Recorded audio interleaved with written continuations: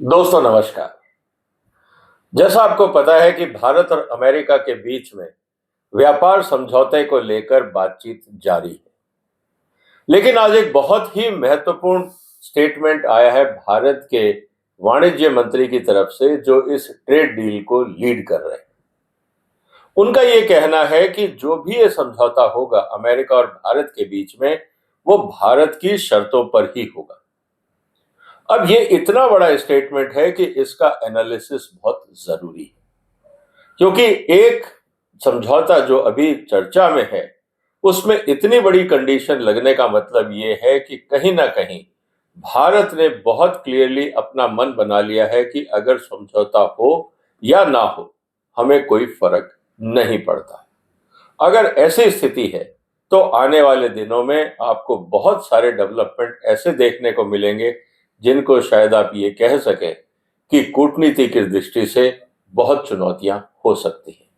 लेकिन क्योंकि भारत के मंत्री ने ये स्टेटमेंट दिया है, इसका महत्व बहुत इंपॉर्टेंट है। आज हम इसी की चर्चा करेंगे और इस वीडियो में हम चर्चा करेंगे कि कौन से ऐसे मुद्दे हैं जिसके कारण ये डील अटकी हुई है, भारत ने क्या डिमांड रखी है और अमेरिका की तरफ से क्या ऐसी चुनौतियां हैं जिनको शायद अमेरिका भारत की इस दलील को मानने को तैयार ना हो।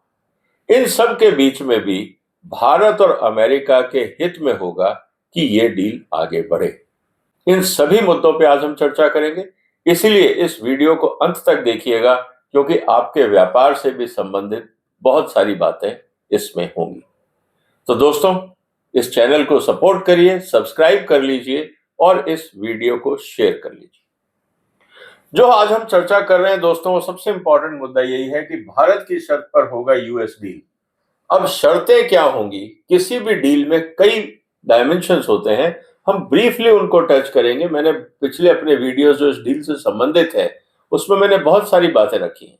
और पहला वीडियो मैंने बनाया था करीब 1-1.5 साल पहले, जब राष्ट्रपति ट्रंप ने सत्ता संभाली थी। मैंने आपको ये कहा था कि उनकी नजर भारत के कृषि क्षेत्र पर है, उनको भारत का कृषि बाजार चाहिए, वो उनके लिए सबसे इंपॉर्टेंट चीज है। बाकी चीजों में इतना दिलचस्पी उनकी नहीं है और शायद वही सबसे बड़ा कारण है जो आज तक कांटा बना हुआ। दूसरी तरफ आज जो स्टेटमेंट आया है पीयूष गोयल साहब का, उनका ये कहना है कि US has to ensure competitive edge for India to get trade deal. ये जो वर्ड है इसको ध्यान रखिएगा, कॉम्पिटिटिव एज, मतलब जिससे आप समझौता कर रहे हैं वो एंश्योर करे कि भारत की कॉम्पिटिटिव एज हो। इसका मतलब ये है कि आप कंपटीशन में उतरने से पहले ही आप ये चाहते हैं कि सामने वाली पार्टी ये एंश्योर करे कि आप जीते। क्या व्यापार में ऐसा होता है? ये एक बहुत बड़ा सवाल है। और कॉम्पिटिटिव एज क्या सिर्फ टैरिफ से आता है? ये दूसरा सवाल है। और अगर कॉम्पिटिटिव एज टैरिफ से मिले लेकिन बाकी मुद्दों के कारण हम कॉम्पीट नहीं कर पाए, तो किसकी गलती होगी?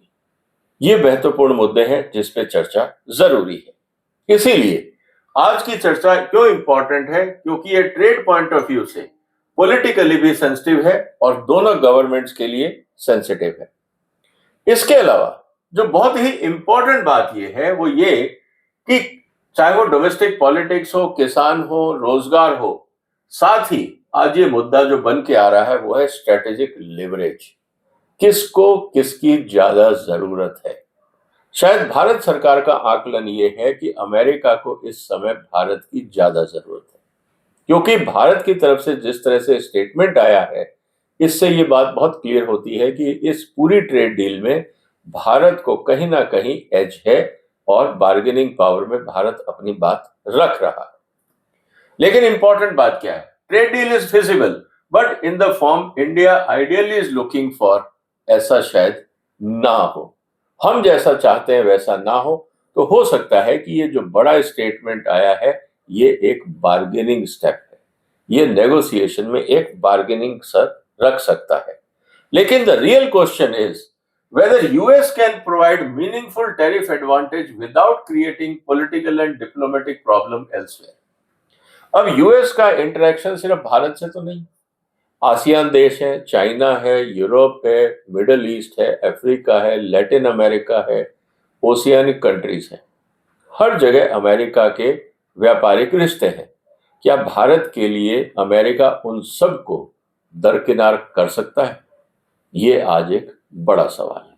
तो जो हम बोलते हैं इस पूरे प्रोसेस में कि मीनिंगफुल टैरिफ एडवांटेज, इसका मतलब क्या है, इसकी भी आज हम चर्चा करेंगे कि ये टैरिफ एडवांटेज क्या हो सकता है।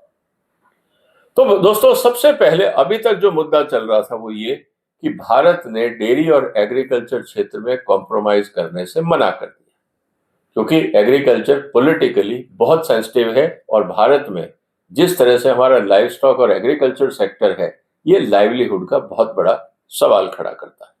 तो अब मुद्दा इस बात का आता है कि जहां देश की 40% आबादी डायरेक्ट रूप से इन्वॉल्व हो और दूसरी तरफ डेयरी जो है पॉलिटिकली सेंसिटिव है, दूसरी तरफ जो अमेरिका की तरफ से जो सब्सिडाइज प्रोडक्ट आएगा एग्रीकल्चर, वो भारत को किस तरह से प्रभावित करेगा, ये हम सब जानते हैं। ऐसी स्थिति में भारत सरकार एग्रीकल्चर और डेयरी को टच करना नहीं चाहती, उसमें पोल्ट्री भी शामिल है। इसके अलावा भारत सरकार का यह कहना है कि आप हमें टैरिफ एडवांटेज दीजिए over and above ASEAN country के, क्योंकि जब सुप्रीम कोर्ट का ऑर्डर नहीं आया था ट्रंप के टैरिफ के खिलाफ, उस समय भारत को थोड़ा सा एडवांटेज था आसियान कंट्रीज को लेकर।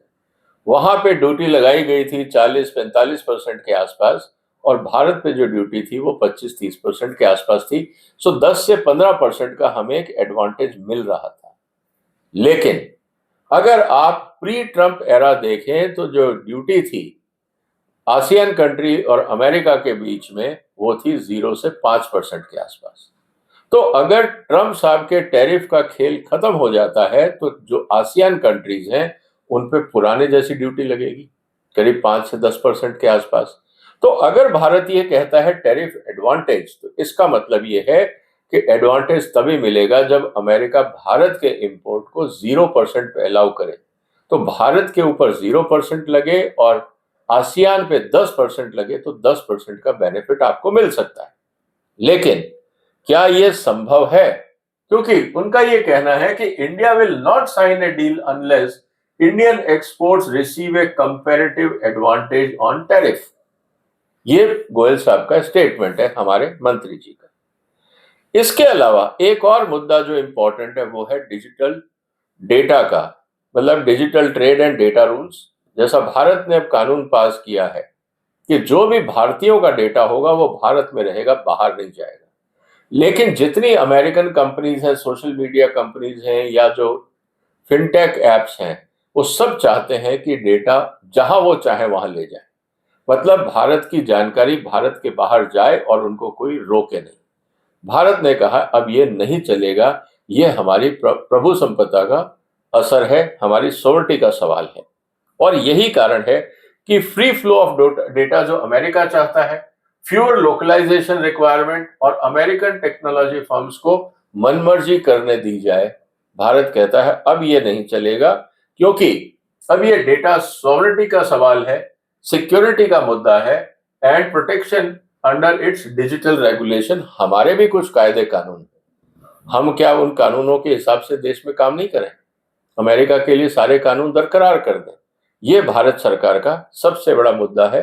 और 21वीं शताब्दी में जब डेटा इंपॉर्टेंट होता जा रहा है तो ये मुद्दा भी गंभीर होता जा रहा है। इसके अलावा हम दोस्तों नेगोशिएट जो कर रहे हैं वो कर रहे हैं टैरिफ को लेकर, लेकिन व्यापार में बहुत सारी प्रॉब्लम्स आती हैं नॉन टैरिफ को लेकर। इसका मतलब ये है कि जिस देश में आप व्यापार करना चाहते हो वहां के standards of certification, import approval, market access procedure, ये सब चीजें इंपॉर्टेंट है। और यहाँ पे दोनों देशों को शिकायत है एक दूसरे से।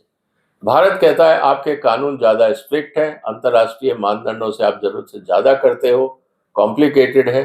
दूसरी तरफ अमेरिका ये कहता है कि आपके जो कानून है वो अनसाइंटिफिक है, इलॉजिकल है, स्लो है, हमारी कंपनियों को परेशानी होती है, वगैरह वगैरह। अब अगर वहां के कानून वो कहते हैं, फॉर एग्जांपल पेस्टिसाइड रेजिड्यू, अगर वो कहते हैं कि आपके पेस्टिसाइड रेजिड्यू या क्वारंटाइन के जो कानून है वो ज्यादा स्ट्रिक्ट है, आप डाइल्यूट करो, तो अमेरिका का जवाब यह आता है कि आपके यहाँ पे जो जीएम के ऊपर रिस्ट्रिक्शन है आप वो हटाओ। तो क्या भारत तैयार होगा? क्या अमेरिका अपने यहाँ पे फूड सेफ्टी नॉर्म्स को डाइल्यूट करने के लिए तैयार होगा? ये सबसे बड़ा सवाल। तो दोनों देशों को अपने अपने हितों को देखना है। इसके अलावा पांचवा मुद्दा जो सामने निकल के आ रहा है ट्रंप एडमिनिस्ट्रेशन के कारण, अब जो बड़ी चर्चा का विषय है कि आज तो हम आपसे एग्रीमेंट साइन कर लेंगे, लेकिन क्या गारंटी है कि कल आप उसको ना पलटें, कल आप नए टैरिफ लगा दें, कोई नया इन्वेस्टिगेशन शुरू कर दें, नया बखेड़ा शुरू कर दें, जिससे हमारे एक्सपोर्टर्स को तंगी हो। इस स्थिति के अंदर हमें ये एश्योरेंस चाहिए कि भविष्य में आप जो हम समझौता आज कर रहे हैं आप इनके साथ खिलवाड़ नहीं करेंगे और जो एडवांटेज हमें मिल रहा है वो मिला रहेगा। फॉर एग्जाम्पल, आज आपने आसियान कंट्रीज पे 10-15% टैरिफ लगा दिया, भारत पे 0 लगा दिया, तो हमें 15% का फायदा है। कल ऐसा ना हो कि आप आसियान कंट्रीज का 15 से घटा के 5 कर दें तो हमारा एडवांटेज खत्म हो जाएगा, या दूसरी तरफ जो अभी आपने हमें 0 दिया है आप उसको 5 पे ले जाएं तो भी हमें प्रॉब्लम हो जाएगी। अब सवाल इस बात का है कि क्या आने वाले समय में इस तरह का बाइंडिंग क्लॉज कोई भी सरकार एक्सेप्ट करेगी? क्या भारत सरकार इस चीज को एक्सेप्ट करेगी कि आप आज के बाद हमारे ऊपर टैरिफ नहीं बदलेंगे एग्रीमेंट के हिसाब से, चाहे कुछ भी हो जाए? ऐसी स्थिति करना थोड़ा सा मुश्किल लगता है। तो ऐसी स्थिति में एग्रीमेंट साइन करने के लिए जो सिनेरियोज हैं वो क्या बन के आते हैं वो मैं आपके सामने रख रहा हूं। पहला सिनेरियो, भारत को 0% और बाकी देशों को 10%, चाइना को 25%। भारत को जो टैरिफ एडवांटेज मिलेगा वो तभी मिलेगा भारत के लिए जो सबसे अच्छा होगा कि भारत को ड्यूटी फ्री एक्सेस मिल जाए, बाकी देशों पे 10% और अमेरिका पे, चाइना पे 20% ड्यूटी लग जाए। क्या ये संभव है? मुझे तो नहीं लगता। कारण बहुत सिंपल है। कारण क्या है? आसियान पार्टनर्स जो है अमेरिका के, वहां पे बहुत सारी अमेरिकन कंपनियों ने इन्वेस्ट किया हुआ है, वो ऑब्जेक्ट करेंगे। US importers are sourcing from ASEAN, they will lobby कि आप ऐसा मत करिए। और सबसे अलावा भारत को प्रेफरिंग सेक्टर मैन्युफैक्चरिंग बनाने के लिए हम क्यों इंटरेस्टेड हैं, इसको लेके भी विवाद शुरू हो जाएगा। तो कुल मिला के ये स्ट्रेटेजिकली भारत के नजरिए से तो बहुत अट्रैक्टिव लगता है, लेकिन वॉशिंगटन में इसको कंसीव करना और पॉलिसी बनाना मुश्किल लगता है। दूसरा मुद्दा यह है कि जो एकदम आइडियल सिचुएशन ना हो, 0 की जगह आप 5% भारत पे टैक्स लगाएं और बाकी देशों पे भी 5 से 10 लगाएं, चाइना पे 20 लगाएं, इसकी प्रोबेबिलिटी ज्यादा है क्योंकि ये थोड़ा सा रियलिस्टिक लगता है कि 5% का ही गैप है। आप एक दूसरे देशों को समझा सकते हैं ये कह के कि देखिए भारत में वैसे ही इंफ्रास्ट्रक्चर पुअर है, वहां की लॉजिस्टिक्स कॉस्ट आपसे डबल है, तो 5% से आपको कोई नुकसान होने वाला नहीं है, व्यापार जारी रहेगा, भारत के साथ हमको डील करनी है, हमारे और भी मुद्दे हैं, हम एक रिश्ता बना के रखना चाहते हैं, इसलिए हम ये डील कर रहे हैं, आपका नुकसान नहीं होगा।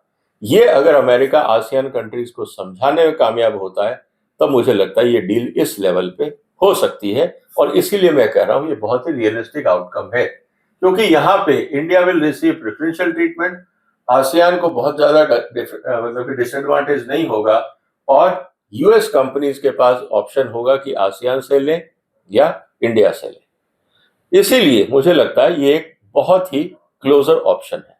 तीसरा ऑप्शन ये है कि अमेरिका कहे कि ठीक है हम किसी से झगड़ा नहीं चाहते, हम सब पे बराबर लगा देते, आसियान और इंडिया सब 10% दो।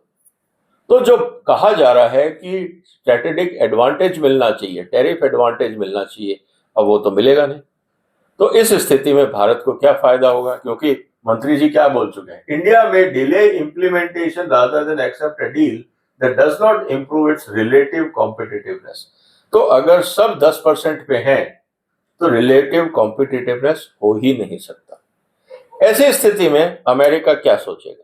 अगर हम अमेरिका के नजरिए से इस पूरी बात को देखें तो US sees India as a strategically important. It means if we give India exceptional market access, what we will get in return?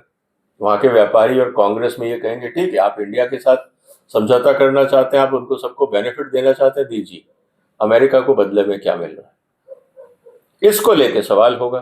तो यूएस की जो सरकार है वो क्या कहेगी? हमें वहां पे इंडस्ट्रियल मार्केट एक्सेस चाहिए, जो हमारे प्रोडक्ट्स हैं इंडिया में उसी रेट पे जाएं जो हम प्रपोज कर रहे हैं। हमारी एनर्जी एक्सपोर्ट हो, डिफेंस सेल हो, बेटर ट्रीटमेंट हो यूएस कंपनीज, और कुछ तो एग्रीकल्चर के प्रोडक्ट खोलो, हमारे किसानों को भी तो कुछ फायदा हो, ये बात भी वहां हो सकती है। इसीलिए India is already willing to offer some concessions, और कुछ एग्रीकल्चर प्रोडक्ट के अंदर भारत शायद रास्ता निकाल ले। जैसे इथेनॉल की हम बात कर रहे हैं, कुछ फीड एडिटिव्स की बात कर रहे हैं, डीडीजीएस की बात हो सकती है। कुछ ऐसे मुद्दे हैं जो पब्लिक इंटरेस्ट के ना हो डायरेक्टली, लेकिन स्ट्रेटेजिकली बेनिफिशियल हो, भारत वहां रास्ता दे सकता है। But that makes a compromise possible, तभी आप आगे बढ़ सकते हैं। लेकिन भारत का आर्ग्यूमेंट क्या है? भारत का आर्ग्यूमेंट यह है दोस्तों कि India's argument is actually stronger today that it was a decade एगो। भारत आज पहले से ज्यादा मजबूत स्थिति में है। कारण बहुत क्लियर है, हम चाइना का अल्टरनेट आपको दे सकते हैं। ये भारत की तरफ से कहा, आप चाहते नहीं है चाइना जाना, हमारे पास आ जाइए। लार्ज डेमोग्राफिक पार्टनर, हम आपको दुनिया का सबसे बड़ा बाजार दे रहे हैं, और सप्लाई चेन पे भरोसा दे रहे हैं, क्योंकि चाइना आपके साथ दादागिरी कर सकता है, हम आपका साथ निभाते रहेंगे। लेकिन एक चीज और है जो कोई और देश नहीं दे सकता, चाहे आप आसियान चले जाइए, वो है पॉपुलेशन, हमारा मार्केट साइज, हमारे यहाँ जो टेक्निकल अवेलेबिलिटी है लेबर की वो, and strategic benefit to US, Quad जैसे मुद्दों को भी हम सामने रख सकते हैं। इसका मतलब ये है कि आज भारत के ऊपर लिवरेज है। लेकिन अगर ये इस तरह से गतिरोध बना रहा तो क्या होगा? क्योंकि किसी चीज को आप जरूरत से ज्यादा लंबा खींचते हैं तो उसका महत्व खत्म हो जाता है, फिर वो खटास आ जाती है।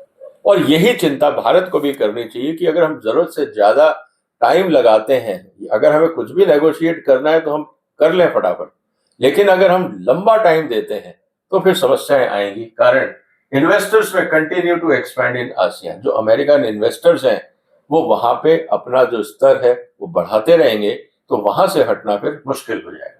सप्लाई चेन्स में बिकम एंट्रेंस एल्सवेयर, तो लोग इंतजार नहीं करेंगे भारत का, फिर लोग कहीं और चले जाएंगे। And China plus one opportunity could partially pass by, जैसा कोविड के बाद हमने कहा था चाइना प्लस वन में भारत आएगा, लेकिन ऐसा हुआ नहीं। चाइना प्लस वन में जिन कंट्रीज को फायदा हुआ वो थे Vietnam, Thailand, Malaysia, Philippines, Indonesia, वहां चले गई इन्वेस्टमेंट्स, भारत नहीं आई। तो अगर हम ज्यादा लंबा खींचेंगे और ज्यादा अड़ियलपन दिखाएंगे तो नुकसान भी हो सकता है।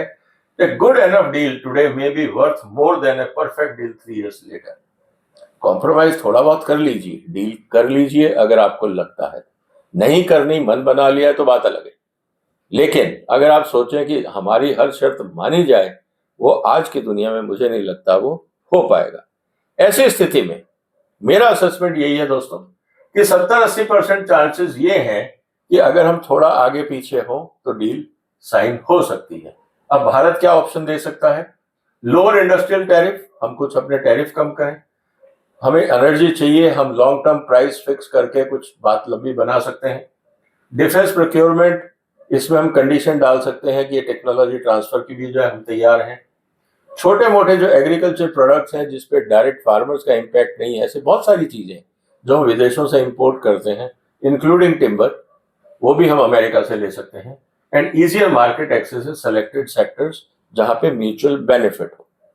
और बदले में अमेरिका क्या देगा भारत को? Lower tariff, better tariff treatment than other competitors, preferential treatment in strategic sectors, and greater certainty for future trade measures, including maybe government procurement by US, उसको भी अगर हम चाहें तो देख सकते हैं। तो इसीलिए मेरा ये मानना है दोस्तों कि अगर हम बात करें कि सब कुछ हमारे हिसाब से हो तो 0% टैरिफ पे भारत को एक्सेस मिल जाए और आसियान कंट्रीज के ऊपर 15-20% टैरिफ लग जाए, ये तो संभव नहीं है। 5-1% का वेरिएशन दोनों तरफ एक दूसरे को कन्विंस किया जा सकता है, लेकिन पूर्ण रूप से भारत की बात मानी जाए, मुझे लगता है ये मुश्किल होगा अमेरिका के लिए। लेकिन सबसे इंपॉर्टेंट बात क्या है कि सेक्टर स्पेसिफिक एडवांटेज हम क्रिएट कर सकते हैं, जिसको आप मिनी डील बोल सकते हैं, सेक्टर स्पेसिफिक डील बोल सकते हैं। लेकिन इंपॉर्टेंट बात यह है कि जो मल्टीनेशनल कंपनीज हैं वो भारत की तरफ देखना शुरू कर देंगी, और आने वाले समय में चाइना प्लस वन में भारत की जगह बनेगी अगर ये डील हो जाती है। तो अब सवाल इस बात का है कि क्या हम ये पोजीशन लेके चलें कि भारत नहीं झुकेगा, जैसा हम कह रहे हैं वैसा आप करिए, या जैसा नेगोशिएशन में होता है कि एक कदम आप आगे बढ़िए, एक कदम हम आगे बढ़ते हैं और दोस्ती का हाथ मिलाते हैं। जनरली होता यही है। वन साइडेड पोजीशन से ना तो समझौते होते हैं, ना दोस्तियां होती, और खटास और आ जाती है। अब देखना यह है कि भारत सरकार की तरफ से कौन सी ऐसी शर्तें हैं जो अमेरिका नहीं मान पा रहा है, और ऐसी कौन से मुद्दे हैं जिसको लेके भारत नो कॉम्प्रोमाइज स्टेटस में रहना चाहता है। जैसे जैसे वक्त निकलेगा और स्थितियां सामने होंगी, लेकिन आज जो बयान आया मुझे लगा कि उसको एनालाइज करना जरूरी है। उम्मीद है दोस्तों आपको ये चर्चा पसंद आई होगी। आपको क्या लगता है कि जो हम मांग रहे हैं स्ट्रेटेजिक बेनिफिट इन टैरिफ, वो क्या फॉर्मूला होना चाहिए? अमेरिका भारत पे कितना टैरिफ लगाए और भारत के जो कॉम्पिटिटर्स हैं जैसे आसियान कंट्रीज और चाइना, उन पे कितना टैरिफ लगाए और उसका क्या जस्टिफिकेशन होना चाहिए? आपके जो भी विचार हो कमेंट बॉक्स में लिखिए। इस वीडियो को शेयर करिए, इस चैनल को सपोर्ट करिए। फिर मुलाकात होगी एक और महत्वपूर्ण मुद्दे के साथ। तब तक अपना ध्यान रखिएगा।